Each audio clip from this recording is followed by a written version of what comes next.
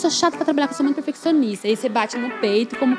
Isso me gera um sofrimento. Eu não falo com orgulho.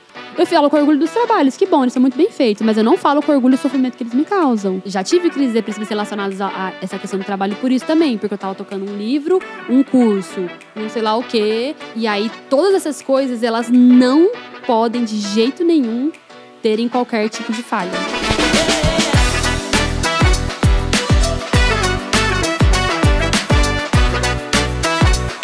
E aí, minha gente, sejam muito bem-vindos a mais um episódio do Psicologia na Prática. Hoje a gente tá aqui em mais um episódio da temporada especial Entendendo a Mente de... E hoje, com uma pessoa que eu acompanho já há muitos anos e que eu quero muito que vocês possam conhecer, aprender com a história dela também. Fernanda Vitti. Falar sobre isso. Imagina, mas é pra gente falar. Ai, meu Deus. Realmente, assim... A tua experiência, não precisa, como profissional e nada. Eu quero muito entender melhor como funciona a mente de Fernanda Vitvitsky. Falei certo, Vitvitsky? Falou certinho. E se você entender, depois você manda esse episódio pro Rafa. Ele vai agradecer. Entendendo a minha mente, né? Entendendo a mente, então vou ajudar ele. Ele não entende, entendeu? Ótimo. Fê, pra começar, eu queria que você se apresente. Assim, pra quem tá chegando pela primeira vez, né? Você é escritora. Você trabalha na internet produzindo conteúdo já há vários anos. Mas hoje tá focando mais no projeto de escritora. Você é mãe, você é cristã. Então, todos esses assuntos acabam se atravessando muito e você tem contribuído para muita gente, principalmente falando esse ano, assim, né, sobre saúde mental, sobre as suas experiências. Então, eu queria que você começasse contando pra gente quando que esse assunto de saúde mental chegou na sua vida. Em que momento que você teve essa consciência de isso é uma questão, eu preciso talvez buscar ajuda? Conta pra mim um pouco da tua história com a saúde mental. Então, eu tive primeiro contato com psicóloga eu acho que eu era pré-adolescente, assim, porque minha mãe mandou eu e minha irmã pra terapia. E aí, a psicóloga, eu fui lá na sessão, né? E aí, ela ficava falando do Jornal Nacional, assim. Foi bem ruim a experiência. Quantos anos você tinha? Eu acho que tinha uns 14. E por que foi essa busca nessa época? Porque a gente nasceu num lar bem bagunçado, assim. Então, eu tinha... Tanto eu quanto minha irmã, a gente estava passando por uma fase difícil, assim, por conta, né, de toda... Hoje, eu sempre gosto de falar isso, né, nas participações. Hoje estamos bem, mas nós crescemos numa estrutura familiar muito conturbada. Tá. E aí, eu odiei a experiência, porque... ela bocejava. Eu tava falando, ela ficava... Nossa, isso acontece. Sabia a minha psicóloga hoje, ela boceja bastante, mas ela a gente dá sono, óbvio, né? Não, mas eu digo... mas eu evito bocejar a sessão muito. Inteira. Mas ela disfarça, tipo, eu vejo que ela tá bocejando com a boca. Mas é muito ruim. Tipo, eu já fui atendida assim, me sinto mal, mas a gente tem que evitar o máximo. Mas o bocejo você não controla, né? Mas no caso dela, ela bocejava, tipo assim, eu tava falando. Tava super entediada, meu Deus. Então, primeira experiência é péssima. Não, devia ser chatíssimo também. A menina de 14 anos, sem nada pra falar direito, sei lá. Brincadeira, né? Tinha bastante coisa pra falar, mas não sei, assim, foi bem ruim. Aí eu falei, mãe, não vou voltar não, e também não voltei. Tá. Eu voltei a essa questão de saúde mental quando a gente morava na Espanha. O Rafael, a gente casou, ficou um ano no Brasil e a gente foi pra Espanha. A gente morou 1 ano e meio lá. Quando a gente tava lá na Espanha, eu comecei a tentar engravidar. Sim. E lá, junto com a tentativa de gravidez, eu também tava numa crise profissional muito grande. Eu tinha ido pra apoiar o Rafa, porque o Rafael foi fazer o mestrado. Então, eu tinha ido meio que pra apoiar ele. E aí, eu tava numa crise de identidade. Assim, quem sou eu? O que eu faço? Você tinha se formado em arquitetura, né? Eu era formada em arquitetura, mas eu não trabalhava como arquiteta. Eu tava na Espanha, mas eu não falava espanhol ainda. Então, eu não conseguia me comunicar. Eu tava numa crise muito, muito grande, assim, de vida, sabe? De identidade mesmo, assim. Uma crise muito forte. Você tinha quantos anos, mais ou menos, nessa época? Eu já tava bem mais velha, assim. 26, por aí. Tá.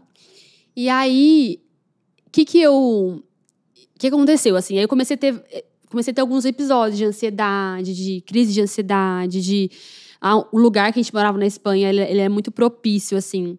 Eu sou uma pessoa muito peculiar, no sentido de... Eu sou muito conectada aos ambientes, as coisas lá. Era um lugar que só tinha uma janela que dava uma parede, então... Não tinha essa coisa da estética. Esteticamente ruim, era bem escuro. Eu cheguei na época do inverno lá, então, assim, fiquei acho, 4, 5 meses no frio, no escuro, aí não conseguia engravidar. Então foi tudo bem ruim. Quando a gente ficou morando lá 1 ano e meio, quando a gente voltou, ainda tava tentando engravidar, a gente voltou pro Brasil pra poder ver que eu tinha, né? Dar algum tratamento. E aí, como a gente iria voltar pra Espanha, a gente ficou morando na casa da minha sogra. Tá, até aí, toda essa parte da Espanha, você foi sem terapia. Sem foi terapia, vivendo à base das lágrimas. Tá. Mesmo, E essas disso, crises assim. de ansiedade apareceram nessa época, você não tinha tido antes na tua vida. Hoje eu percebo que eu já tinha tido, mas eu engolia, né? Entendi. O contexto de casa que eu morava, a gente não tinha muito... Eu tava tão sempre preocupada com a nossa família, com os meus pais, com o casamento deles, que eu nunca me permiti. Pelo contrário, eu era alta astral, extrovertida, ficar bem, vamos faz todo trazer. mundo rir. E eu sou amiga de todo mundo. Eu sempre fui uma pessoa muito ocupada. Então, eu tava no modo Sim. muito doido. Tanto é que quando eu voltei pro Brasil...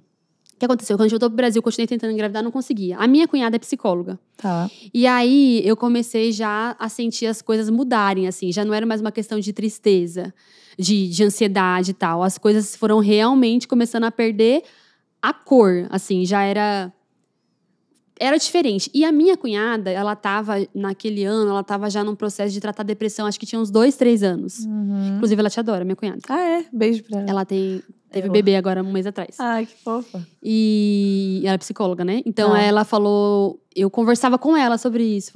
Eu chamava ela de Cu, desculpa, gente. Eu falava, Cu, eu tô me sentindo estranha, tô me sentindo... enfim, eu sei que você já tá passando por isso, tá tratando e tudo mais. Aí ela começou a me incentivar. Por que você não busca, né, terapia? E eu falei que tinha tido uma experiência ruim, eu achava que tinha nada a ver, que eu tinha Deus, tal, essas coisas nada a ver. Isso. Depois eu quero entrar nesse parênteses. E aí eu falei, vou tentar, né? Mas quando... aí eu meio que resisti. E aí, um dia, na época, o Rafael viajava o mundo, assim, fazendo um trabalho lá, umas traduções. E aí, uma dessas viagens que ele fez, eu entrei num modo, assim, de muita escuridão mesmo, assim. E era... Nossa, eu lembro exatamente da sensação de que as coisas, elas tinham perdido a cor de verdade. Tipo, eu estou aqui, mas eu não tô vendo você, essa casa, da forma como ela é. Não chega a ser literal de perder a cor, né? Mas, assim, a sensação é de escuridão, assim, sabe? Não Uma desconexão, assim, com aquilo. É escuridão. Parece que eu tô num multiverso, assim. Tipo, tem esse aqui, esse mundo. O multiverso disso é um mundo sem... É como se estivesse vivendo, assim, numa terceira pessoa. É um mundo sem esperança, assim. É um mundo que as coisas não fazem sentido. Não fazem sentido. Não existe esperança pra nenhuma situação, pra nenhuma pessoa, pra mim, pra nada. Nem mais a esperança de ficar grávida já não... Não, aí nesse momento eu já tava assim... Nem pensava mais. Eu tava só... é muito esquisito. E aí, quando eu fui na terapia... Foi a primeira vez na vida que você sentiu essa sensação? De as coisas... Eu tinha tido na adolescência, na infância, diante da situação que eu morava. Na casa dos meus pais. Só que sempre foi muito tapado pela... Não tinha tempo pela de extroversão. Tá. Por ser essa pessoa pra cima. Eu era essa pessoa da minha casa. Entendi. Dos meus irmãos, dos meus pais. Eu era esse elo. E você precisava estar nesse papel... Eu tava sempre o bobo da corte. Eu sou o bobo da corte, entendeu? Onde eu tô, eu sou a alegria. Porque, tipo, a situação já era tão difícil que se você fosse reconhecer a tua própria tristeza ali, aí pronto. Acabar tudo. E aí, quando eu me casei com o Rafa já veio... Ele tinha uma estrutura emocional, mental melhor. Melhor, porque hoje em dia ele também tá fazendo vários tratamentos. A gente percebeu que tá todo mundo... estragado. Ai, meu Deus. Assim, no sentido assim, todo mundo precisa de ajuda, né? Todo mundo precisa de ajuda. E aí, quando eu fui na terapia, ela falou, me dá um resumo. Eu falei, você tá preparada pro meu resumo de vida, assim? E eu dei um cenário, assim, pra ela. E aí, eu falei exatamente isso. Como faz bem a terapia, né? Porque como eu não tava tendo que explicar isso pra ninguém, na terapia eu precisei me explicar. E aí, eu falei assim pra ela, eu tenho a sensação de que eu estive a vida toda com uma anestesia, a anestesia passou. Essa era a minha sensação, assim, Uau, tipo... E eu estava sentindo tudo. Então, toda a tristeza que eu não me permitia sentir, toda a desesperança que eu não me permitia sentir, todo... angústia, ansiedade, que eu sentia numa medida bem limitada para poder sobreviver, né? A vida, as coisas, tal, passou. E aí, agora eu sinto tudo. Então, eu comecei a sentir... muitas coisas lá de trás. Muitas coisas, assim, de uma vez. Junto com a situação atual que a gente tava. Tentando engravidar, numa crise profissional. Então, assim, eu me senti inteira na carne viva, assim, sabe? E aí, ela falou... Eu também tinha questão do histórico, né? Eu tenho um histórico genético, assim, forte dessa questão da depressão. Tá. E aí, lógico que ela não me falou de primeira, mas com o tempo acompanhando, nesse primeiro mês, ela falou, Fer, você tá num quadro depressivo. E eu falei, gente, impossível. Você nunca tinha se imaginado uma pessoa com depressão? Impossível. Nossa, não. Então, na minha cabeça, a pessoa com depressão era assim. É uma pessoa que ela é triste o tempo inteiro, as pessoas se afastam dela, ela quer tá perde um pouco a junto. noção da realidade, então meio que tudo é sobre ela e tudo mais. E eu falei, eu não. Você não tá entendendo. Eu passei por muitas coisas na minha vida, eu tô triste pelo que aconteceu e pelo que tá acontecendo agora. Eu não tenho, tipo, uma questão genética em mim que me... Só que eu percebi que eu sempre tive. Só que eu tinha uma capa da extroversão e acaba que ser uma pessoa extrovertida me traz muita adrenalina, né? Então, assim, passou a adrenalina. E Uau. aí eu tava, parece que sendo eu. Porque Pela primeira vez. Existe um lado meu, eu sou realmente uma pessoa alegre e tudo mais, mas eu me definia por essa imagem alegre e feliz e pra cima o tempo todo. Quando eu pude não precisar estar mais nesse lugar, porque eu tava num lugar seguro, que era no meu casamento, que eu já tinha amizade sólida de muitos anos, enfim, acho que eu me senti confortável. Aqui eu posso ser a Fernanda. E isso envolvia a tristeza, né? E aí foi aí que eu fui diagnosticada com a depressão. Isso faz quantos anos, mais ou menos? 6 anos. 6 anos. E a gente não começou com remédio na época, foi só mesmo terapia. E só uma pergunta sobre quando chegou esse diagnóstico. Então, você tá falando assim, foi um choque de realidade, de identidade muito grande. Nossa, porque total. eu era pessoa alegre, sempre feliz, que tava ali em casa, mesmo num cenário caótico, mas você tava mantendo a alegria. E não se permitindo sentir a tristeza. E aí chega essa etapa da vida que não deu mais pra segurar, e você começa a sentir muito tudo, e aí vem um diagnóstico que, pra quem tá ouvindo a gente, principalmente cristãos, né? A gente tem muito preconceito, muito medo. Eu queria entender um pouco mais como que foi receber esse diagnóstico pra você, pras pessoas que estavam ao seu redor. As pessoas aceitaram isso bem ou falaram não é nada disso, vamos orar que vai dar tudo bem. Como que foi isso, Fê? Eu acho que meu cenário era um cenário bem maduro nesse sentido, né? Por exemplo, a família do meu marido, do Rafa, meu Ela era psicóloga. Eles passaram por esse processo com a minha cunhada, então ela meio que preparou o caminho pra mim. Porque eles tiveram esse processo com ela. Dessa dificuldade de entender que não era mais oração. Tinha muito isso, de ficar orando por ela, que Deus vai te curar, e depois, com a formação dela também, ela foi ajudando a família a entender melhor. Tá. Então, ela meio que do lado da família do Rafa, que pra mim é muito importante, assim como a minha família, a gente tem uma relação muito próxima, eles entenderam bem. Do lado do meu pai, assim, lutou contra a depressão / luta, tem muitos anos. Então, meu pai, ele nunca falou nada sobre isso comigo, mas ele entende, sabe? Eu falo sobre isso com ele, ele fala, filha, eu te entendo. E a minha mãe, é tipo meio fã número 1, assim, sabe? Então, eu tô com você pra tudo. O que você falar, ela leva em consideração o que eu falo, assim. Então, eu não tive esse... Eu não ficava também falando, assim, o tempo inteiro. Eu só falava, não tô bem. E o Rafa também aceitou, super, tipo, entendeu? Principalmente por causa da minha cunhada. Tá. Mas... E você? Na verdade, a parte de eu poder ficar triste, eu gostei. Porque eu relaxei, assim, sabe? Tipo, nossa, é assim que as pessoas vivem. Eu não preciso colocar um chapéu na cabeça e tá sempre... E nesse sentido, não é que a doença me permitiu fazer isso, mas assim, até o fato de eu nomear me ajudou a falar, relaxa, sabe? Você tá triste, você tem algo no seu corpo que acontece na sua cabeça e você, de certa forma, foi libertador dessa parte de sempre estar feliz. Entendi. Sempre movido pela adrenalina, sabe? Adrenalina. E de repente, a adrenalina passou. Então, eu primeiro não entendi nada. Eu falei, o que tá acontecendo comigo? E quando, fazendo terapia, eu fui entendendo o que estava acontecendo no meu cérebro, da onde vinham esses sentimentos, o lugar que eu cresci, a maneira como eu entendia o mundo, por que eu me comportava dessa forma, sempre como esse bobo da corte. Então, foi até um consolo, sabe? Entendi. Pra Faz mim, muito não sentido. Não tive uma crise de fé nesse sentido também, porque eu sempre tive esse entendimento da doença, né? Tá, de corpo, do espírito e de serem coisas totalmente. que são adereçadas de formas diferentes. Sim. Isso eu sempre tive esse entendimento. Não sei por quê, porque na igreja, assim, não era muito falado sobre isso, mas eu tinha, assim, eu acredito talvez pela minha cunhada. Tá. Tenho quase certeza, tô tentando lembrar aqui o cenário, mas eu acho que foi bastante disso, assim, a gente acompanhou muito de perto o que ela tava passando. Até a questão da medicação, né, porque ela começou também a tomar remédio e tal, e eu acompanhei ela tomando remédio, acompanhei ela melhorando, então eu fiquei nesse sentido, fiquei com esperança, assim. Falei, nossa, que bom, agora eu tô tendo ajuda terapêutica, né? Agora eu tenho um nome pra isso que eu tô sentindo e eu sei que tem uma saída. E que eu conheço pessoas que já passaram por esse trajeto e estão melhores. A única coisa, assim, ruim que eu vi, assim, do diagnóstico foi a questão, principalmente quando a gente fala de pensamento suicida. Teve uma fase da minha vida, que ainda é uma luta que eu tenho de vez em quando.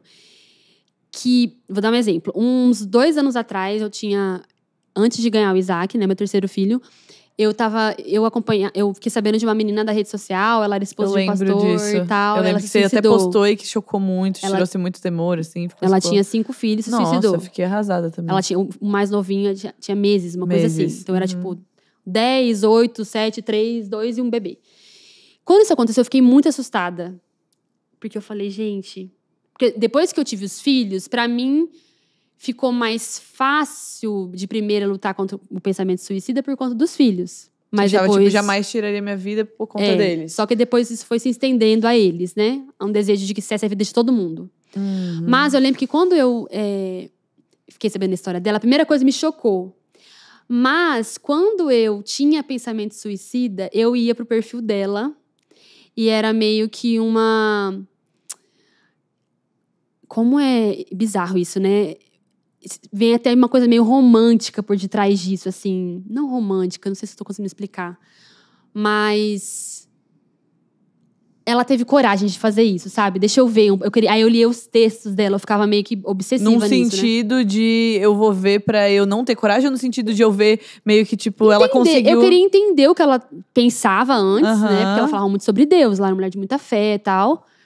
E me parecia familiar. É uma mulher, ela é uma mãe, ela também tem uma vida pública, ela era esposa de um pastor, ela tem muitos filhos, ela fez isso. Deixa eu conhecer um pouco mais sobre essa mulher, me se namora, assim, com a ideia. Então, nesse sentido, eu vejo, assim, que a gente precisa muito tomar cuidado da forma que a gente expõe até. Muito. Porque... Por isso que e olha que ela não tinha isso, assim, mas eu fico pensando, se ela tivesse... falado um pouquinho mais sobre isso. Alguma coisa mais, de alguma forma, isso teria me... Por isso que é interessante a gente normalizar a doença, falar sobre isso. Sim. Mas eu tenho tentado ter esse discernimento, assim, de entender os riscos e tudo mais. E o quanto eu falo sobre isso abertamente também, de forma que mas é interessante, porque que até... possa mais ajudar do que atrapalhar. Sim, faz muito sentido. Eu ter aberto sobre essas questões foi bom no sentido minha primeira rede de apoio. Porque como eles... Tem coisas que eu não falei pessoalmente, mas eu falei publicamente depois de ter acontecido há muito tempo. E eles ficaram sabendo por ali. Assim, não sabiam com detalhes. Com detalhes, Ou não sabiam a dimensão, assim. Então, nesse sentido, eu acho que foi... Pra minha rede de apoio, foi bom no sentido da seriedade. De levar a sério e poder estar atento, né? Atento. Sim, eu acho que isso é uma coisa muito... A gente tá falando de um tema, claro, muito delicado, muito sério, mas... a gente precisa ter cuidado pra falar, mas eu acho que traz muita... A gente quebra um tabu muito grande pensar, poxa, uma pessoa que tem fé em Deus, que tem uma família, que tem filhos, ela jamais pensaria nisso. Mas a doença, a depressão, ela muda completamente a tua visão da realidade. Ao ponto de parecer atraente a ideia de parar tudo pra que eu não precise mais sentir isso. Sim, é cessar a dor, né? E cessar a dor. É a solução mais rápida, porque... diante de uma desesperança total, você perde até... E até mesmo enquanto cristã, às vezes eu fico assim, que vontade de ficar com Jesus. Nossa, que delícia, imagina. Porque ele é a esperança viva, né? Só que eu tenho que trazer isso pra minha realidade na Terra. Mas às vezes isso me atrai. Porque eu falo assim, nossa, imagina poder daqui a alguns minutos estar com Jesus. E eu vou experimentar tudo que a Bíblia fala, de que toda lágrima será, né, enxugada. Então... é como se fosse um portal, né? Só que, até dentro da minha fé, eu volto. A minha vida é importante nesse lugar que o Senhor me colocou. E se Ele te deu a vida e você tá viva ainda, é porque você tem que estar aqui, né? Isso. E não é a nossa escolha. Ele vai me dar os recursos pra suportar o que me parece insuportável.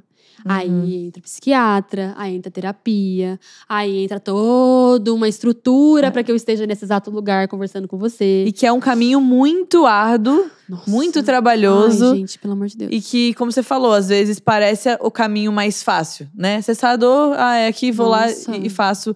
Mas o processo de viver a vida e de escolher permanecer vivo, de continuar lutando, de continuar… É um processo muito difícil, mas que olha quanto fruto tá gerando, né, na tua vida. E o fato até de você estar aqui ainda, podendo falar sobre isso, podendo fazer disso tudo que você tá vivendo. Você produz hoje, assim, livros, histórias e tanta coisa que alimenta as pessoas. Sim. Então, acabar com tudo e cessar a dor é o caminho mais fácil, mas não é esse caminho que vai trazer esse significado, esse sentido de continuar vivo, né? Mas é muito difícil. E até o próprio evangelho tem me ajudado muito nisso, assim. Esse ano eu tive uma experiência, assim. Esse ano foi um dos meus piores anos de crise depressiva. É mesmo? Foi um dos piores, Você já assim. tomava medicação antes desse ano? Já. Eu tomo medicação… Nossa, eu não sei quanto tempo. Soltei meu botão. Eu já não sou desastrada. Eu falei deixa do ladinho aí. Eu falei quantas vezes que eu não sou desastrada? Depois a gente arruma. Tá. Deixa aqui pra você não perder. Isso. Nesse ano, eu tive um encontro muito especial com o evangelho, de forma que me ajudou até mesmo nessa questão depressiva. Por quê? A gente que cresce num contexto cristão, a gente cresce muito… E Jesus, ele realmente é a vida, ele é a esperança. E a gente entra, muitas vezes, num ciclo de bons hábitos de vida, de alegria de vida, de estrutura familiar, de uma boa… A gente entra num ciclo de boa vida que, conforme a gente vai apanhando, eu sentia que eu era meio assim, eu vou apanhando da vida, mas bora lá, Deus é bom, e é isso. E você fica nessa positividade superficial. E quando a gente vai para o evangelho, a gente vai para a Bíblia, a gente vê que as pessoas que amaram a Jesus e se entregaram pelo evangelho, elas sofreram demais. É lógico que eu não sou mais um Jó, eu não sou mais, né, talvez alguém ali que viveu uma perseguição ou passou, né, por… O exemplo de Jó mesmo, né, que perdeu tudo mais. Só que assim, eu vejo que esse ciclo nosso de desejo de uma vida boa, ele nos mata. Pelo menos me mata. Sim. Porque o desconforto começa a perder… Não, então eu tenho que encontrar alguma forma de fazer isso ter conforto. Tá desconfortável. Então, vamos lá, vamos criar toda uma estrutura para que me sentir bem, para as pessoas se sentirem bem, para tudo tá bem. E realmente, eu faço lá, né, a roda da vida, da terapia e tal. É muito bom. Nossa, eu não desprezo nem um pouco. Inclusive, é um motivo por eu continuar trabalhando, por eu continuar viva, talvez. A medicação e tal. Só que na parte da minha fé, o que me ajudou muito foi entender que a vida com Jesus, ela dói pra caramba. Sim. Sabe? Que o meu casamento vai doer muito ainda. Que a minha criação de filhos vai ser, além de sacrificial, eu ainda vou lidar com várias frustrações das escolhas que eles vão fazer. Que alguém que eu amo muito vai morrer. Então, assim, quando eu saí um pouco desse modo… Tenho que fazer tudo dar certo na minha vida. Ou começou a surgir algum desconforto na minha vida, na vida que eu amo. Vamos lutar, porque essa não é a vontade de Deus, porque a vontade de Deus é boa, perfeita e agradável. A gente até, tira de contexto, assim, alguns versículos e traz pra nossa vida. E a gente perde de vista o que é o evangelho. O evangelho de Jesus é a cruz e a ressurreição, a vida que nós um dia teremos, a vida eterna que nós já temos. Mas, enquanto nós estamos na terra, o Senhor permite que a gente viva alegrias. Só que a tristeza profunda, ela faz parte da nossa vida cristã. E eu via que eu tinha muito essa necessidade de sair desse lugar rápido. Então, engravidei. Então, o que eu agora espero? Então, um lugar maravilhoso. Mas também dói muito. Sim. Sabe? E é assim mesmo. E assim, porque às vezes eu, diante da dimensão da minha dor, da tristeza, as coisas perdem sentido. Porque se eu vou pro evangelho… Poxa, o evangelho não era para me trazer alegria, mas é a alegria da salvação, não é a alegria das circunstâncias. Então, por isso que eu falo, assim, eu realmente acredito que esse ano eu tive um reencontro com Deus nesse sentido. E tem me ajudado, né? Eu tive… A aceitar melhor a tristeza, lidar melhor com esses sentimentos difíceis. Por exemplo, esse semestre mesmo, eu tive um episódio muito ruim com relação à depressão. Mas em outro ano, talvez é um episódio ruim que ele iria permear ali 3, 4, 5 dias no escuro. Veio o pensamento, a sensação. No dia a gente já aumentou, liguei pro psiquiatra, a gente já aumentou a medicação e tal. Mas eu percebi que eu também estava diferente. Que eu me entreguei ao escuro naquele momento. Falei para todo mundo, eu preciso entrar nesse quarto e eu vou sair dele quando eu tiver que sair. Minha mãe foi lá para Brasília, enfim, assumiu as crianças e tal. E aí eu entrei no quarto, e aí já acionado, já meu pai, minha mãe, e aí sogra e ora e tal. Tudo bem, tudo bem. E aí eu passei por essa escuridão muito profunda ali no meu quarto. Mas, e aí eu tenho até consumido mais literatura, coisas bíblicas, porque assim, eu já tô fazendo terapia, já tô tomando remédio, já tô fazendo atividade física, já tô me alimentando bem. Então Tá fazendo tudo que... Tô fazendo o básico, que precisa ser né? feito O básico que o Senhor nos criou pra fazer, nos manter ativos, nos alimentarmos bem. E o que mais mesmo Deus criou a terapia, a medicação que você precisa Isso, pra... deu os recursos pra nós, glória a Deus, vou usar. Mas existe algo que só eu posso fazer, que é o entendimento do evangelho. Aí nisso eu tô mergulhando. Em conhecimento da palavra. Então naquele dia eu coloquei um livro que chama Oração da Noite, da Tish Warren. Não conseguia ler, não estava bem, mas eu coloquei no meu ouvido. E eu fiquei horas, assim, na cama. E o livro fala sobre a tristeza profunda e a cruz de Cristo nisso e como isso é. Então, como fundamentar a minha fé tem me ajudado nesse processo. Porque no outro dia, não é que eu acordei com a esperança de Cristo. Seria muito mais bonito eu falar isso, né? No outro dia, nossa, o Senhor toda a veio tristeza com uma foi luz, embora. E não foi assim. No outro dia eu acordei e eu falei, Jesus, você tá comigo, sabe? Você tá comigo mesmo, assim. E doeu muito em você também. Isso que eu tô sentindo, o Senhor teve momentos disso também, quando estava aqui na Terra, sabe? Então, não é só no céu que eu vou ter o consolo. O Senhor pode me oferecer o consolo hoje. Nesse exato momento, na porção devida. Seria muito melhor eu sair já com uma roupa colorida, feliz da vida e treinar? Esse é o cenário ideal e vendo tudo lindo? Seria. Não, mas eu saí descabelada, horrorosa, baforuda, sem querer comer, sem nada, mas sentei no sofá, fiquei lá com meus filhos, até o Senhor me dar. Aí o remédio vai entrar nisso, aí à tarde eu fiz a terapia, aí eu abracei minha mãe, aí eu vou... Por isso que eu falo, os recursos, eles entram, são muito importantes, mas nessa questão da depressão e de pensamento suicida tem me ajudado muito a questão da minha fé. Fê, tô tentando digerir tudo assim, mas fiquei pensando muita coisa enquanto você falava, porque tentando trazer pra parte da psicologia, né, te ouvindo falar, a gente teve muitos anos assim disso, da terapia, vindo nesse lugar de vamos deixar a pessoa bem, vamos deixar a pessoa feliz, né? Tipo a psicologia positiva, que tava bombando muito alguns anos atrás, assim. Tudo que a gente pode fazer, a ciência da felicidade, o que fazer, o bem-estar, tal. E isso tudo é muito legal, não é inválido, não tô invalidando isso. Mas, de uns tempos pra cá, eu vim estudando muito. Tem até uma abordagem muito legal, que chama terapia de aceitação e compromisso. Chama ACT, a sigla, né? E fala muito disso, dessa ilusão que foi vendida a respeito da felicidade, de ser possível ter uma vida feliz em que a gente experimenta só as emoções positivas e boas, até a própria TCC que eu trabalho atendo, mas que fala muito da reestruturação dos pensamentos. Então, se eu tenho um pensamento negativo, eu vou reestruturar, eu tenho que ver de uma forma positiva, objetiva e tal.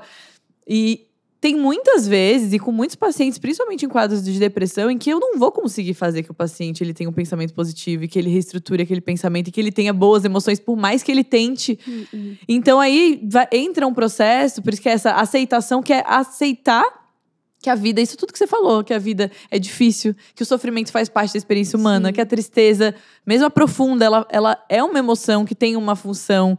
E à medida que a gente se entrega, não no lugar de vou me permitir ficar aqui pro resto da vida, mas de aceitar mesmo, mas ao mesmo tempo é aceitação e compromisso, porque acho que você tá fazendo isso muito bem, que é eu aceito isso, mas eu me comprometo a continuar vivendo uma vida pautada nos meus valores e naquilo que faz sentido pra mim, apesar de como eu me sinto. Então, enquanto a TCC, ela vem... E funciona para muitos casos. E não tô, né, falando contra a própria coisa que eu trabalho. Mas, assim... Às vezes a gente vai conseguir reestruturar. Às vezes a gente vai conseguir mudar a forma como a gente se sente. Reestruturar uma crença. Mas, muitas vezes, a gente vai ter que seguir... Mesmo se sentindo mal. Mesmo acreditando que a gente não é capaz. Ou que a gente não é bom o suficiente. Ou que eu não queria estar vivendo agora. Mas eu escolho porque... E aí, eu acho que o que tá te movendo, que é muito lindo, é ver, assim, os teus valores...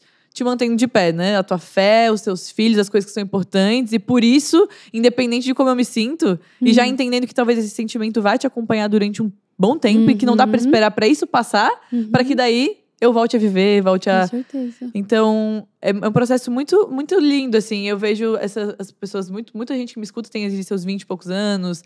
E é uma geração que tem muita dificuldade de lidar com a tristeza, né? Nossa, totalmente. Que tudo hoje é diagnosticado.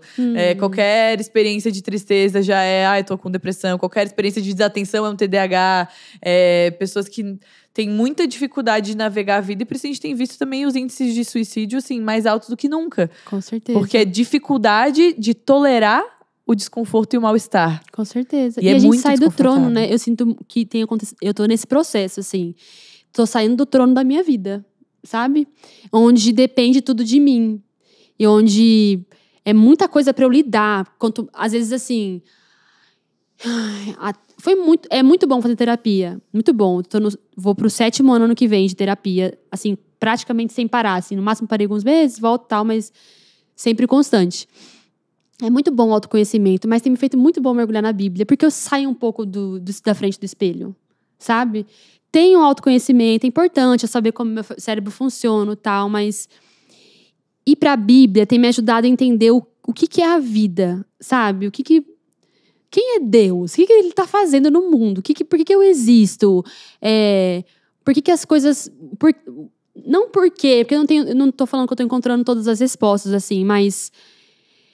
tirar o meu bem-estar e as peças se encaixarem do trono, sabe? Porque eu vim de um contexto difícil, e aí entrei no casamento, tentei os filhos, aí de repente ganhei uma exposição, uma carreira que eu nunca nem desejei. Então, eu tinha muitas coisas para lidar e eu ficava tipo sentada num trono tentando fazer um mapa mental e organizar todas da essas minha coisas. vida. E isso chega uma hora que além de eu já ter depressão naturalmente, né?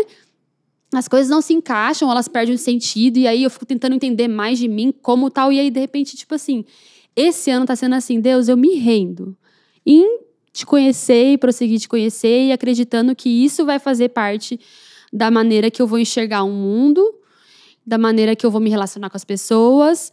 E isso por isso que eu falo assim, quanto mais eu me deparo com o evangelho, mais eu tiro essa necessidade absurda do bem-estar, sabe? Porque é bom sentir o bem-estar, eu faço atividade física quase todos os dias, aquele pós é muito gostoso e tudo mais. Mas a vida não é isso. Vai chegar um momento que talvez eu vou ficar doente, eu não posso fazer atividade física mais pro resto da vida. Sei lá, tô falando, né? Eu não sei. Sim. Então, contar com o meu bem-estar e com as peças encaixadas e com uma estrutura familiar maravilhosa, uma maternidade incrível, um casamento maravilhoso, ser best-seller e contar com isso, eu já vi que não adianta. Porque até às vezes, assim, tem gente que fala, nossa, eu queria muito estar no seu lugar. Mas, assim, é totalmente não circunstancial. Totalmente. Várias das minhas... É lógico que muitas das minhas crises depressivas vêm ligadas com alguma questão no casamento, alguma coisa do meu passado, alguma questão... Mas tem vezes que não. Que eu acordo assim e eu fico cor, Deus me traz cor. E é uma coisa que não tem um aviso, Fê? Assim, você percebe algum padrão, você começa a ficar bem, você melhora. Tem alguns gatilhos ou coisas que você percebe que vão te levando para esse lugar de escuridão de novo? Então, esse ano, eu fiz uma troca de psiquiatra. E aí, a minha psicóloga também já estava há um tempo já investigando a questão do toque. Isso, vamos entrar nisso. E aí, depois de investigar, conversar e tudo mais, e psiquiatra, até uma pessoa bem especialista nisso que eu achei, a gente chegou... A gente não, né? Que eu só ajudei, né? Mas a conclusão de que eu realmente tenho toque. E até a gente começou a mudar a medicação, porque a psiquiatra estava falando, né? Que os meus gatilhos têm muito a ver com toque. Entendi. Porque eu entro num processo compulsivo de pensamento.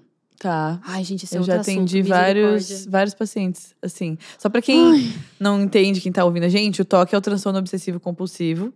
E é um transtorno que ele tem as obsessões, né? Então, podem ser de pensamento, podem ser de ações. Então, tem aquele clássico que a gente já viu muito, né? De limpeza. A pessoa, então, ela tem uma obsessão um pensamento, pode ser um pensamento intrusivo de contaminação, e aí ela precisa ir lá e fazer algum tipo de ritual que vai trazer um alívio. E então, todo quadro de toque existe algum pensamento obsessivo e existe um ritual para aliviar aquele pensamento. E o ritual, ao invés ele traz um alívio momentâneo, mas ele reforça o ciclo do toque. E você então, continua, e aí você ciclo, continua você sempre. igual um ratinho dentro daquela... E sabe, eu já atendi pacientes até cristãos, assim, que tinham toques muito difíceis de pensamentos obsessivos, às vezes de blasfêmias, assim, contra a Bíblia, contra Jesus. Outros que eu já atendi de pensamento, era bem de pensamento disso, às vezes, de ficar obsessivo com uma mentira, que acha que tu contou uma mentira, ou que acha que... Então, é muito comum, assim, e é muito sofrido. Eu tô falando porque eu já atendi muito, eu gostava de atender. Nossa, pra quem nunca teve, parece uma coisa... Tipo, eu prefiro assim? a depressão Para de nesse pensar. sentido, até parece, né? Que horror que eu falei, mas eu tô falando assim... Comparando os dois, traz um pra sofrimento mim, muito o sofrimento grande. que o toque me traz é muito maior que a depressão. Por conta da... E até agora, como foi bom entender essa questão do toque, porque eu vejo os meus gatilhos são sempre ligados a... E é um toque de quê? Então, na terapia, nesses anos todos, a gente falava muito sobre a questão do toque dos pensamentos, né? Então, a questão de ser muito rígida. Então, eu tenho todos os padrões inflexíveis e rígidos. Eu sou um cubo. Eu sou literalmente um cubo. De perfeccionismo? Perfeccionismo, exagerado. Mas tem alguma área específica que pega mais, assim? No trabalho? Tudo. Trabalho, casamento, casa, limpeza. Então, assim, pro meu trabalho, isso é excelente. Que faz tudo muito bem As feito.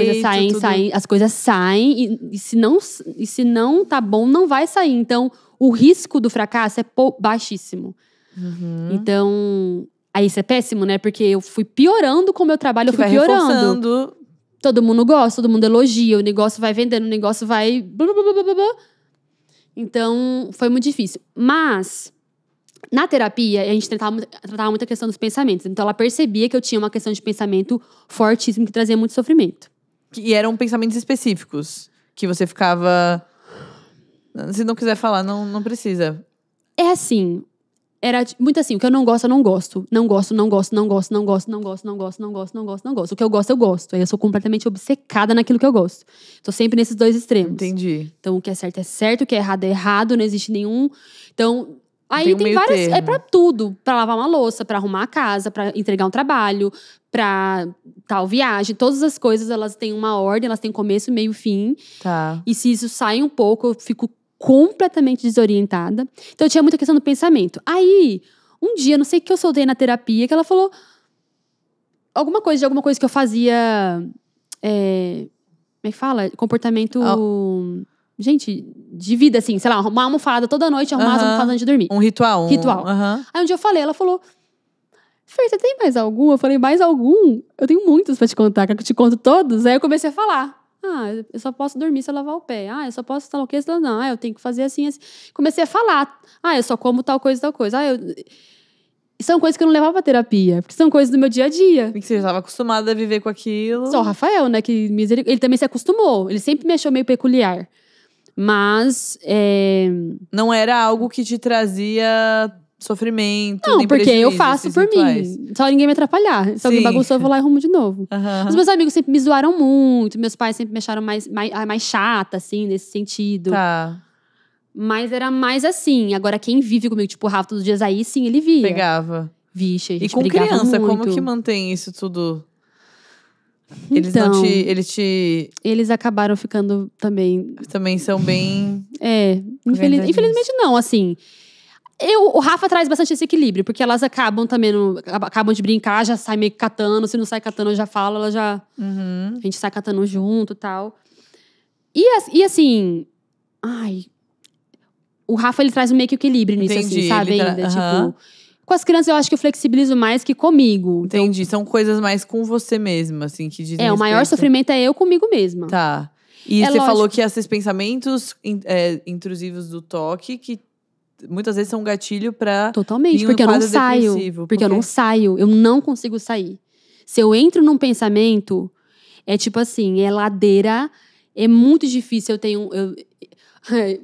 Às vezes, antigamente, a Rafael falava, Nena, deixa, tipo, frases que nunca funcionam comigo. Tipo, deixa pra lá.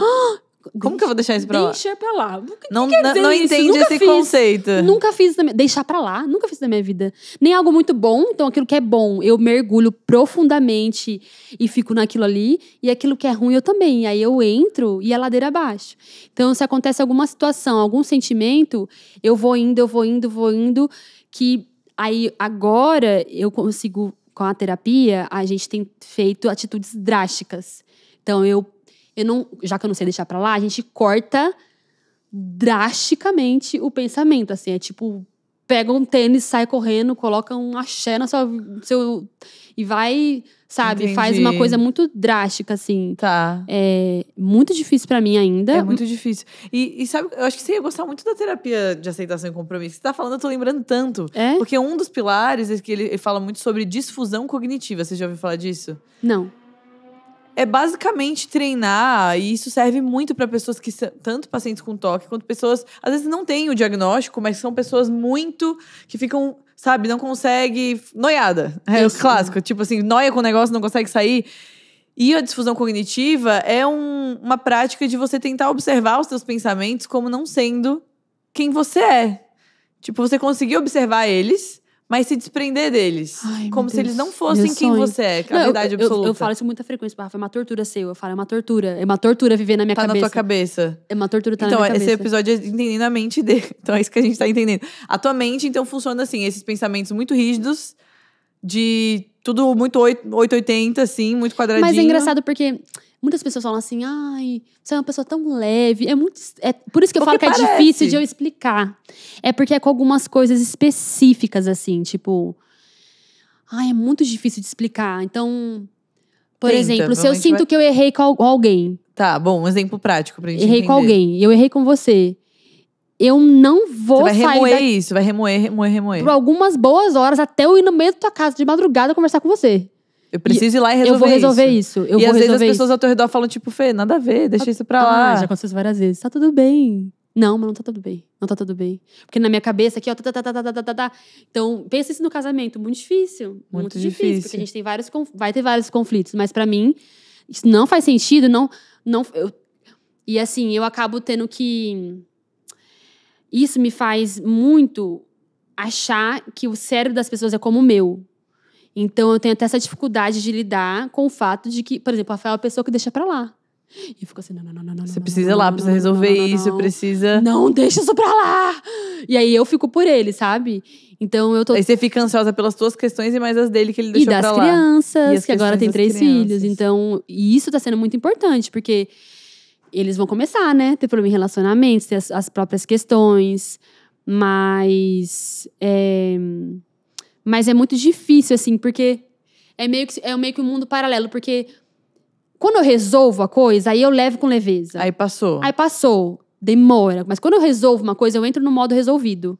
Até isso não se resolver, é um caos na tua mente. Vou dar um fica te exemplo de trabalho, tá? A gente fez um livro infantil. E aí, o segundo livro, na lombada, que é essa parte aqui,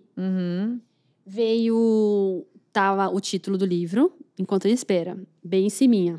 E o meu nome embaixo, Fernanda embaixo. Mandaram fazer o segundo livro, chegou na minha casa.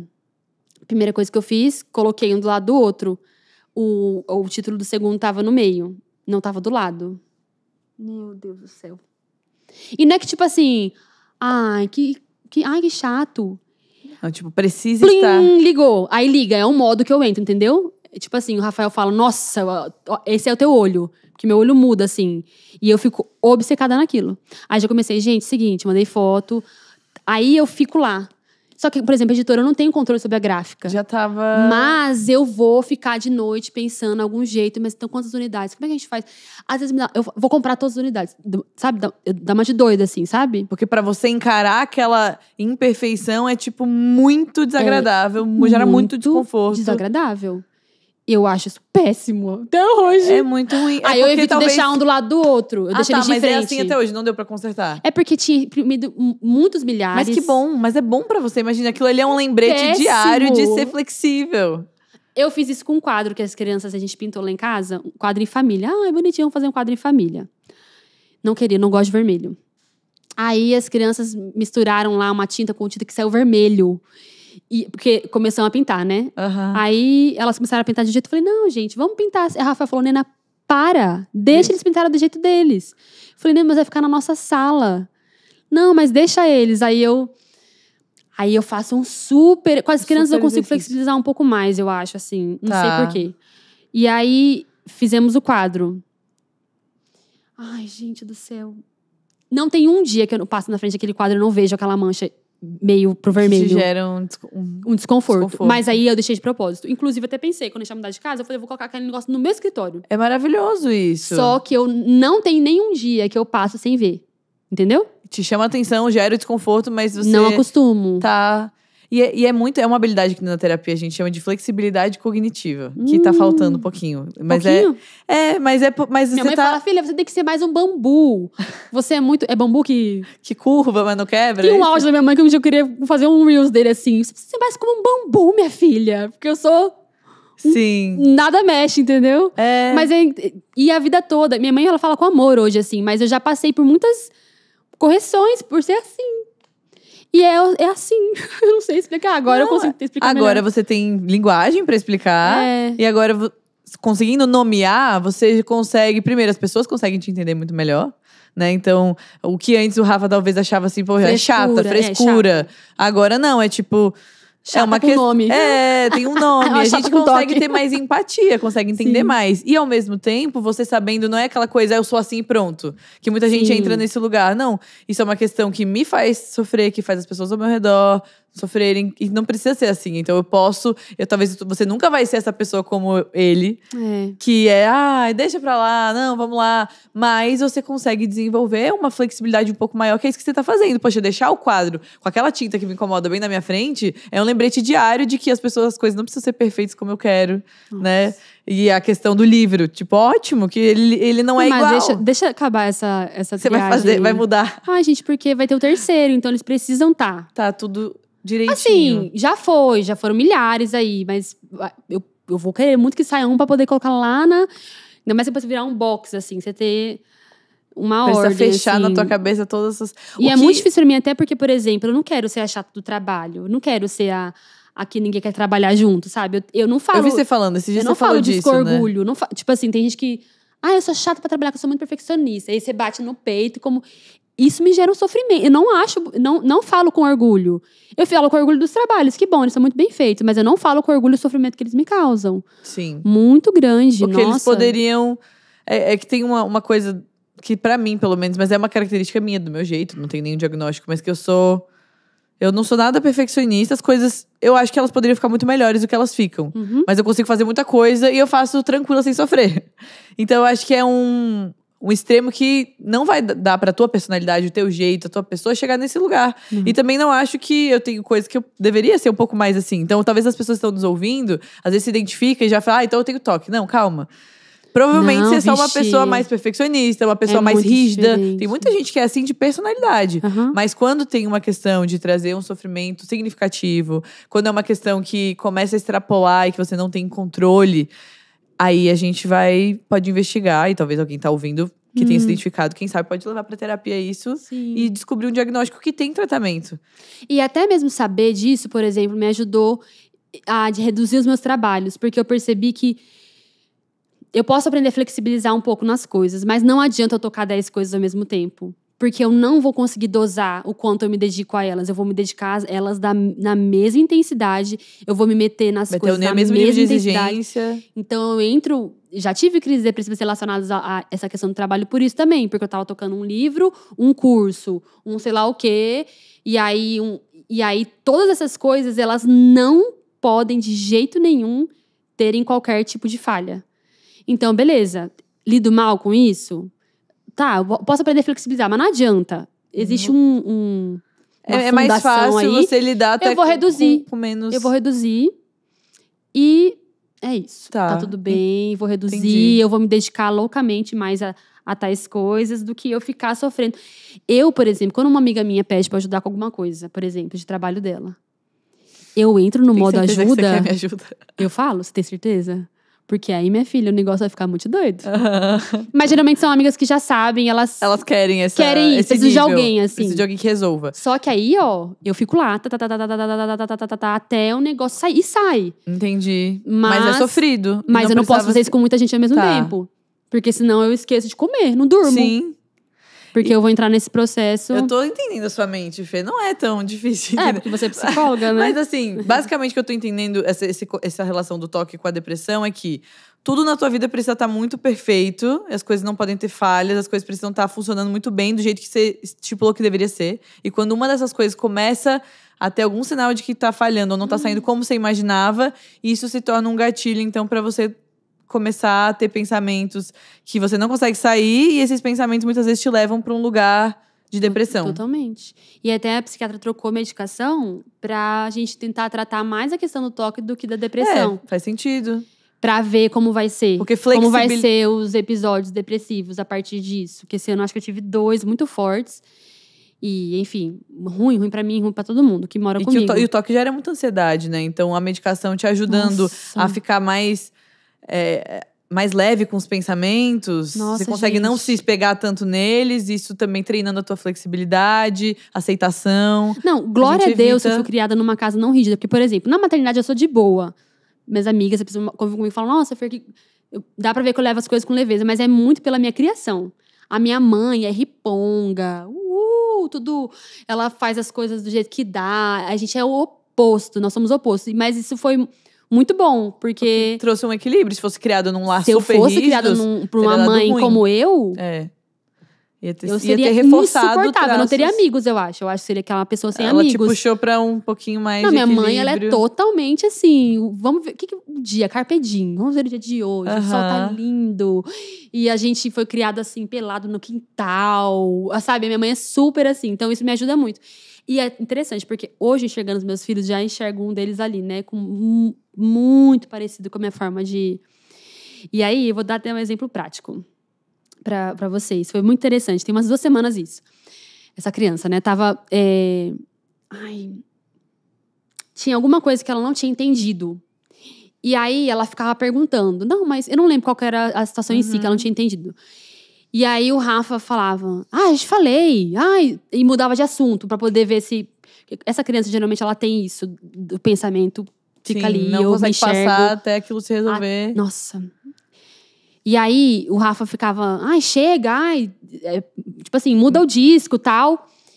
E aí, essa criança começou a continuar a falar, mas aí o Rafa começou, né, a corrigir, assim, a falar pra parar. Então, ela começou a falar mais baixo, começou a chorar já. E aí, eu falei, Neno, peraí.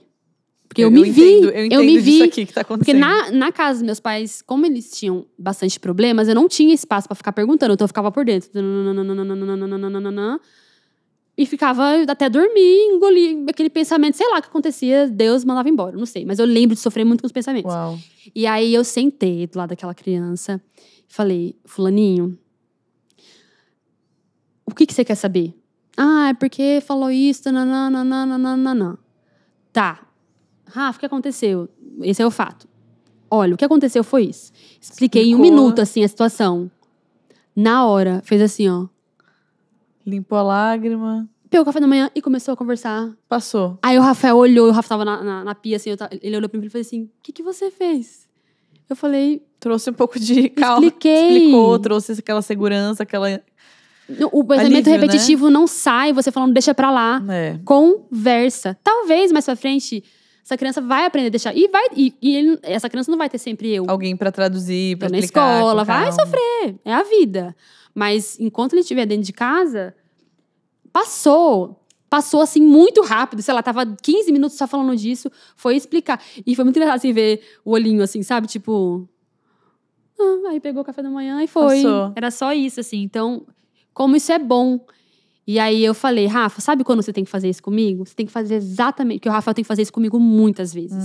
E o Rafael é o extremo do deixa pra lá, então pra ele é muito difícil, porque ele vê que eu entro com esse olho de doida e fala que faço um olho de doida. Aí ele pra me ele é uma coisa super fala, pequena, tipo, que ele não precisaria ter o Rafa releva absolutamente todas as coisas. E aí ele senta e ele faz isso com você. Hoje sim. Hoje ele aprendeu. Ele vê que eu entro no modo, ele fala, Nena, aí ele me senta e... Aí, tipo assim, é coisa de conversar uns 15 minutos sobre aquilo, Organizar ali. Organizar. Por exemplo, estamos chegando num lugar, discutimos uma coisa que eu não concordei. Eu fico travada assim no carro. Não consegue passar pra próxima. Não passo. E deixar pra resolver Ou mais eu tarde. vou entrar no lugar. Várias vezes eu cheguei no lugar e tive que ir embora. Porque aquele pensamento não sai da minha cabeça. Não tá certo, não tá certo, não tá certo, não faz sentido, não faz sentido, não faz sentido. Hoje em dia o Rafael consegue fazer. Pera, antes da gente entrar, olha aqui pra mim. Vai, o que foi? Aí é coisa de 15 minutos, aí eu vou durar 3 horas no evento. Vai ficar O que ótimo. talvez... Vai, vamos logo. Não vai. Porque aí depois chega em casa, já aumentou o negócio, meu pensamento tava desse tamanho, já tá desse tamanho. Aí ele tem que lidar com eu e ele, né? Que todo mundo sofre, com uma bola desse tamanho. Então, como é importante. Muito. E E aí como isso esse vai autoconhecimento É super é importante. essencial pra Super vocês importante. dois. Nossa, super importante. E, nossa, Fê, acho que tinha um monte de perguntas, mas todas a gente respondeu. Ah, é? Ai, que bom. Foi respondendo, Puxa vida. tipo, de como que você lida com esses hábitos e tudo. E entender como que funciona. Então, você teve um contato com a terapia que te trouxe um diagnóstico e agora tem um outro diagnóstico que complementa, que explica muita coisa. Uhum. E você, junto com a tua fé, junto com entender essa questão e aceitar que a vida não vai ser sempre feliz, não é sobre a sensação do bem-estar, mas é sobre como a gente navega isso firmar os nossos valores e aceitando as emoções que são difíceis. Então dá pra ver muito esse processo de maturidade, assim, tudo que você passou. Totalmente. Muito forte E eu isso. tenho tentado tirar muito de mim a expectativa de que todas essas coisas vão passar. Porque eu tinha um pouco disso. Eu ficava assim, caraca, eu vou ter 35 anos. E eu ainda, sabe... Lido com essas Lido coisas. com essas coisas. E na minha cabeça, uma mulher com filhos. Até lá, quando for sogra de alguém, eu vou ter todas as respostas. E não vou ter. Até... E como evangelista nisso também. Eu entender o mundo caído me ajuda muito. O mundo é caído. Inclusive, eu sou caída. Porque nessa minha questão do toque do perfeccionismo exagerado, eu acabo me vendo muito como uma pessoa muito correta. Eu quero estar muito superior digna. a tudo. Não é nem que eu desejo estar superior, mas eu me esforço para um caramba para que tudo saia como tem que sair. E isso até ia perguntar porque até eu sou isso, só super pra gente... pecadora. Era essa pergunta que eu ia fazer, eu tinha esquecido, e aí a gente pra finalizar. Mas por que lidar com a falha? Agora você falou isso, né? Poxa, eu tô aceitando aqui que essa é a realidade de falha. Mas por que a falha é tão difícil pra você? Porque quando você falha, quando um projeto não tá perfeito, tipo, o que isso te mostra que faz ser tão difícil encarar? O que outra pessoa talvez falaria, não ficou bom. Poxa, errei com você, errei com aquela pessoa. Mas por que pra você isso se torna tão pesado? Você já parou pra pensar isso? Não.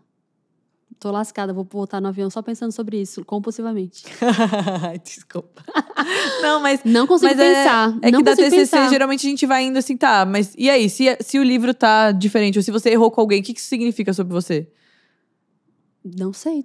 Não e aí, sei geralmente, a gente chega em alguma crença que é uma crença nuclear, que ela tá muito... Vem lá de trás. Né? E aí, quando... eu vejo que... Por exemplo, eu vejo que meu desejo de ordem e controle, isso eu consigo enxergar, vem totalmente de vir de um lar bagunçado. Tá. Então, até mesmo as minhas questões alimentares e tudo mais, eu vejo que elas são... Viver num ambiente de muita instabilidade emocional, muita mesmo. Me trouxe um ímpeto, assim, de desejo de mínimo de controle. Entendi. E conforme eu fui crescendo, eu vi que isso foi se ampliando, assim, sabe? E quanto mais eu crescia, eu via que eu tinha possibilidade de controlar as coisas. Então, eu vejo que não é tanto a necessidade da perfeição, é mais a necessidade do controle. Eu preciso... E não é tanto sobre o fracasso, é mais sobre, tipo, a coisa sair do controle, sair da ordem. Eu preciso ter tudo sob controle. Tudo sob controle, tá tudo sob controle. E quando as coisas não estão sob controle, tu se sente... É desesperador. É tipo um inferno, assim. É isso que eu tenho tentado trabalhar. E a vida não tá nada do nosso controle, então, tipo, tudo se torna muito difícil. Por isso que é um consolo e é um confronto pra mim, né? Porque eu me consolo nisso, ao saber que eu tenho um Deus que controla a minha vida, né? Mas me confronta, porque você não tá sabendo, eu sei bem. Eu sei o que é bom pra isso.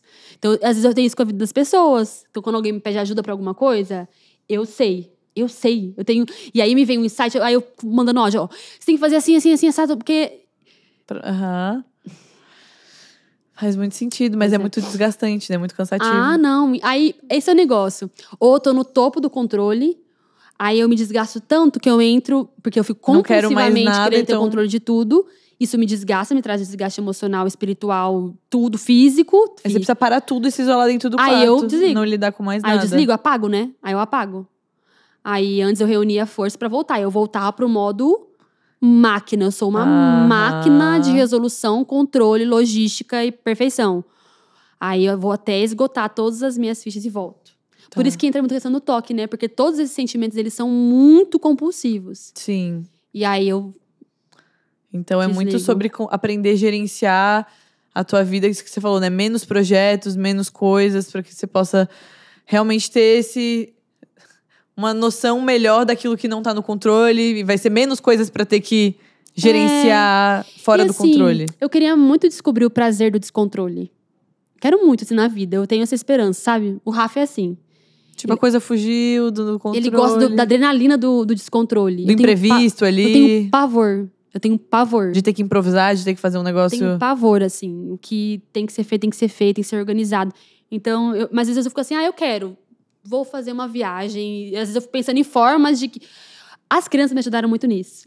Filhos te obrigam. Tudo que você tá falando, na verdade, os filhos te obrigam a na prática, a ter que Lógico lidar. que eu tenho o meu mundinho do controle. Então, eu deixo eles tacarem pau na casa, às vezes assim, mas eu tô lá. Minhas coisas estão sob controle. Tipo, Aham. Mas eles me ajudam muito a flexibilizar, porque eu não tenho a certeza de como eles vão acordar todos os dias. Nossa, pra mim, no começo, foi tão difícil. Eu lembro uma vez que eu fiz uma planilha de rotina dos bebês. Pra poder eu controlar de que eles não iam entrar num ciclo de choro, ou de cansaço, ou de fome. Então, aí eu apresentei pro Rafa. Desesperador Apresentei pro Rafa. Tipo, os gêmeos tinham, sei lá, acho que 9 meses, 10 meses. Eu fiz uma planilha do dia deles. Mas, tipo, das 6 até as 7, de 15 em 15 minutos. E aí eu apresentei pro Rafa. Ele falou, Nena, acho que não vai rolar. Vai. O primeiro dia, o dia seguinte já não ia funcionar. Acordou 15 minutos depois, pronto, Porque passou. era desesperador pra mim ver Ter que eu que tinha lidar. 2 seres humanos que... Tinham suas próprias vontades, e a rotina, e às vezes qualquer coisa muda tudo, né? Dente. Esse Aí ainda bem que podia veio o ser- Isaac, porque o Isaac veio, aí, tipo assim, perdemos tudo o controle de tudo. Aí eu entrei no modo mãe, hippie, igual a minha mãe. E aí minha mãe me ele ajudava assim. É super tranquilo. Vai, filha, vai, toca a vida. Eu falo a verdade, mãe. Vou, entendeu? Vou. Muito bom, Fê, muito bom. Obrigada por abrir tudo isso, por compartilhar. Eu acredito que quem tá nos ouvindo pode ter se identificado muito com muita coisa. Tomara. Mesmo quem não tá com diagnóstico, mas ouvir você falando com tanta... Eu sei que é difícil falar dessas coisas, mas quando você fala, me parece que assim, você tá num momento de aceitar essas dificuldades, de lidar com isso, me parece com muito mais paz, entendendo. Parece que você entende muito do que tá acontecendo na tua mas mente. é bem teoria. É só na teoria. Na prática, Na prática. eu sofro muito, Tá. muito. Assim, é que eu tenho uma capacidade muito grande de saber explicar as coisas. Você sabe, entendi. Mas quando tá lá na hora, essa Não. explicação, ela não basta. Não Sim. aí é Sim. muito difícil, assim. Eu ainda luto muito, nossa, todos os dias, assim. Por isso que às Sim. vezes eu faço esse negócio de detox de celular. Eu preciso perder fazer essas coisas, assim, sabe? Sim, faz muito sentido. Por conta disso também. Então, porque eu ainda não acho que eu tô num caminho melhor. Porque antes eu não entendia nada, agora pelo menos eu entendo. Você entende, você tem nome, você tá fazendo tratamento, você Aí às busca vezes eu reajo ajuda. mal, e depois eu consigo reagir bem. Pelo menos consegui reagir mal 3 dias, sei lá. E reagir um dia bem, pronto. Tá. Até uma hora isso ficar mais natural. Mas eu também não acho que isso vai ser liberto de mim. Assim, eu nem orar por isso, eu oro, assim. Até tem pessoas que me mandam mensagem assim, Fer, você não ora pela cura da depressão? Eu nunca orei, sabia? Pela cura da depressão, não sei por quê. Assim, entendi como... Mas você tá em tratamento, Tô você em vê tratamento, avanços, se o você vê Senhor melhoras. se é isso que o Senhor tem pra mim até o resto da vida, então é Sim. isso. Mas a tua facilidade de se abrir, de falar dessas coisas tão difíceis, assim, faz parecer que você lida com isso com muita facilidade, mas não é assim, né? Não é porque você tá falando... Misericórdia. Coloca o Rafa aqui pra conversar com você. Minha mãe, minha sogra. É Sim. muito difícil. É muito Sim. difícil. Mas obrigada por ter aberto. E espero que você que tá ouvindo a gente possa decidir, a partir disso, buscar ajuda, né? Mesmo que você tenha muita fé, que você tenha uma jornada com a fé, né? De ter uma conexão com Deus, mas que isso não te impeça de buscar ajuda, de buscar tratamento, de se abrir, de falar com as pessoas ao teu redor. A gente falou de coisas super sérias aqui. Se você se identificou com alguma dessas coisas, não hesite em buscar ajuda, em falar com as pessoas que você convive, que você confia. Queria te agradecer de novo por ter vindo lá de Brasília pra cá, pra gente gravar juntas. Prazerzão. Muito feliz mesmo, Fê. Já sou cliente, consumidora dos livros, dos cursos, de tudo. Mas é muito bom ver que é uma pessoa real que tá por trás disso tudo. Né? Porque é uma pessoa como a gente, que passa pelos mesmos desafios e que tá perseverando, que não tá desistindo, que tá, né, se mantendo firme, construindo uma vida que vale a pena ser vivida, mesmo com tantas dificuldades e com sentimentos difíceis. Então, obrigada. Obrigada a vocês. Quando Muito vocês bom. precisarem, só me chamar. Maravilha. Próximos diagnósticos a gente traz novos diagnósticos. Tô brincando. Não vai ter. Agora é tratar esses daí e vai dar tudo certo. Gente, muito obrigada a você que veio até o final com a gente aqui. Deixa seu comentário, compartilha se você já teve algum desses diagnósticos, já passou por algum tratamento. Se você ficou com alguma dúvida, não deixa de mandar aqui nos comentários, de compartilhar esse episódio com seus amigos, familiares, que você acredita que possam ser ajudados por esse conteúdo. E a gente se vê no próximo episódio. Um beijo e até a próxima. Tchau, tchau. Tchau, tchau.